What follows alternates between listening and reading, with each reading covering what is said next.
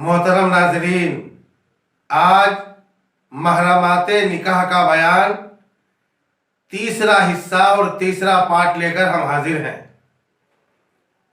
तो आइए वीडियो शुरू करते हैं।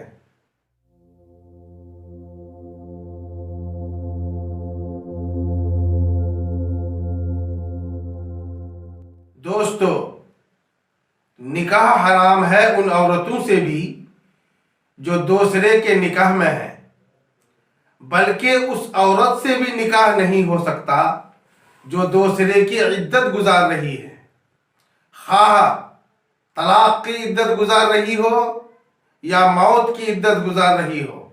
हाँ, जिस औरत को ज़िना का हमल है उससे निकाह हो सकता है।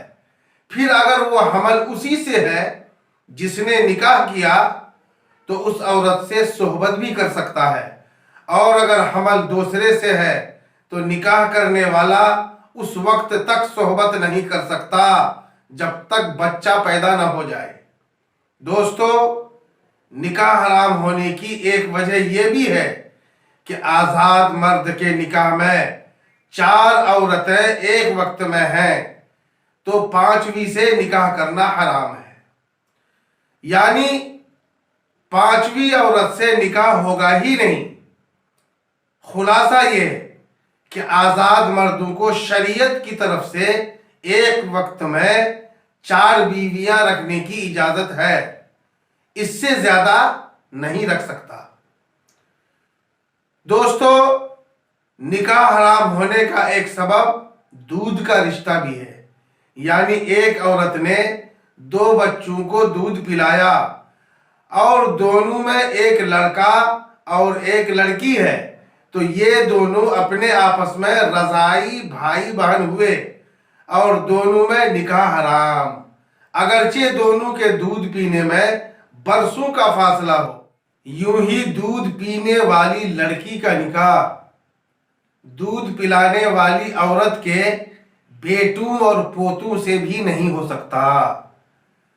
बच्चा को दूध पिलाने की मुद्दत 2 साल है, इससे ज्यादा की इजाजत नहीं, चाहे लड़का हो या लड़की।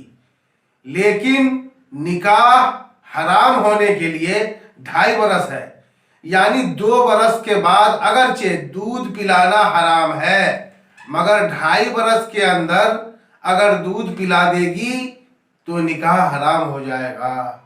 और 2.5 बरस के बाद अगर दूध पिया तो निकाह हराम तो नहीं होगा, अगरचे दूध पिलाना हराम है। अल्लाह तबारक व तआला तमाम मोमिनीन को सुन्नतों पर अमल करने की तौफीक रफ़ीक अता फरमाए।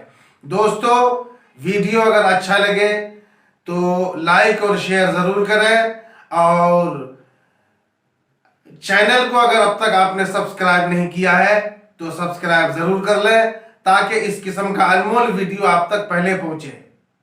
और कुछ पूछना हो तो कमेंट में लिख करके पूछ सकते हैं, इंशाअल्लाह उसका जवाब दिया जाए।